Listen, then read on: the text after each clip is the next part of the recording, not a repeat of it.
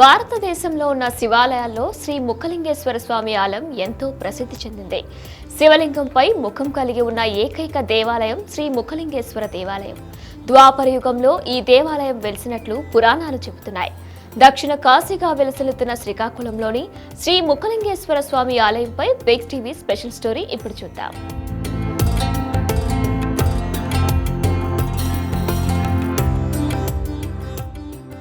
శ్రీముఖలింగం, దీనికి మరొక పేరు దక్షిణ కాశీ. కాశీకి వెళ్లలేని వారు శ్రీముఖలింగేశ్వరుణ్ణి దర్శించుకుంటే సకల పాపాలు పోతాయని భక్తుల ప్రగాఢ విశ్వాసం. పరమశివుడు లింగరూపదారునిగా కనిపించటం వల్లనే ముఖలింగేశ్వరుడిగా ప్రఖ్యాతి చెందాడని స్థలపురాణం చెప్తోంది. ఈ దేవాలయంలోని శివలింగాన్ని ఏ దిశ నుంచి చూసినా మనవైపే చూస్తున్నట్టుగా ఉంటుంది. ఈ దేవాలయ గోపురం చాలా ఎత్తులో ఉంటుంది. కాశీలో లింగం, గంగలో స్నానం, శ్రీశైలంలో శిబిరం, శ్రీముఖలింగంలో ముఖదర్శనం చేసుకుంటే మోక్షం సిద్ధిస్తుందని భక్తుల నమ్మకం.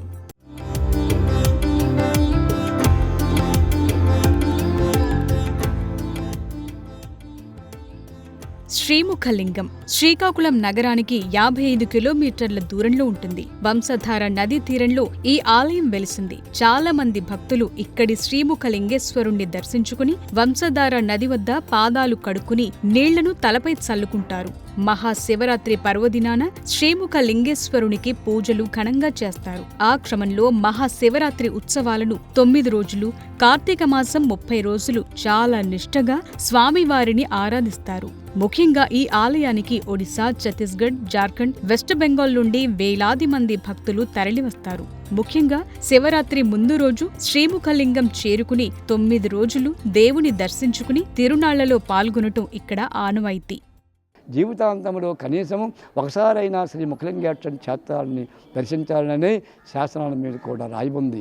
అదేవిధంగా ఈ ముఖలింగ క్షేత్రంలో ప్రతి మాఘమాసంలో ఇక్కడ శివరాత్రి మహోత్సవం జరుగుతుంటాయి. ఈ సంవత్సరము అదేవిధంగా ఈ మాఘమాసంలో ఈ మహాశివరాత్రి మహోత్సవం జరుగుతున్నాయి. మొదటి దిన ముందర మహాశివరాత్రి జాగరం, రాత్రి లింగోత్సవం కార్యక్రమాలు అతి వైభవంగా జరుగుతాయి. రెండవ దిన ముందున పడియా అంటే అమ్మవారి పూజలు, కుంకుమార్చనలు జరుగుతుంటాయి. మూడవ దినం ముందని ఇక్కడ అంటే వంశధార నదిలో పితృతర్పణములు జరుగుతూ ఉంటాయి. చక్రేశ్వర మహాస్నానము అతి వైభవంగా జరుగుతుంది. కొన్ని లక్షల మందితో ఈ చక్రస్నానము మహావైభవంతో ఈ స్వామివారికి ఇంచుమించు 2 కిలోమీటర్ల దూరంలో స్వామివారిని ఉత్సవిగ్రహాలు నందిభవనం అలంకరించి తీసుకువెళ్ళి వంశధార నదిలో అయ్యగారి స్నానం చేస్తారు. ఈ స్నానానికి లక్షాది ప్రజలు కూడా వచ్చి ముక్తిని పొందుతారని శాస్త్రాలు కూడా చెప్తున్నాయి.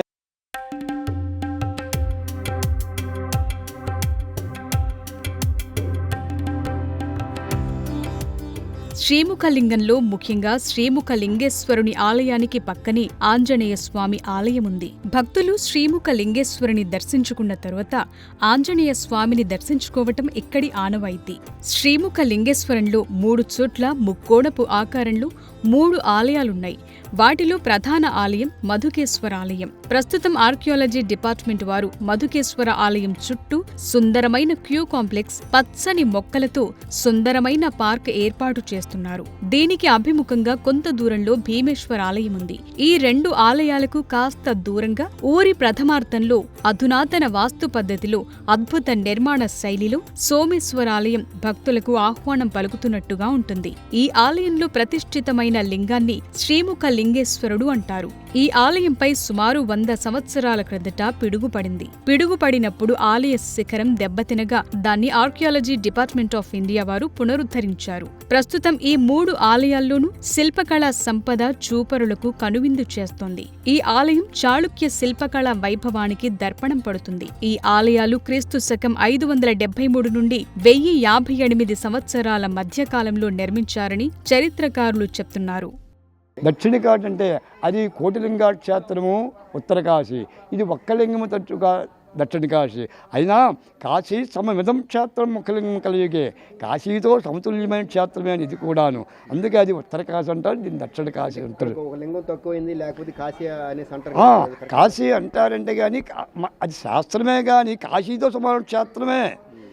అది కోటిలింగాల క్షేత్రం, ఒక్క లింగం పెట్టాడు ఇక్కడ తక్కువ అనేసి, అందుకే చిన్న తేడా పెట్టాడు. అది ఉత్తర కాశీ, దక్షిణ కాశీ అనులంటూ కాశీ సమమిదం క్షేత్రం ముఖలింగం కలిగే, కలియుగంలో కాశీతో సమానం క్షేత్రం ఇది కూడాను. దక్షిణ కాశీ అయినా కాశీతో సమానము. For more videos like this, subscribe Big TV channel.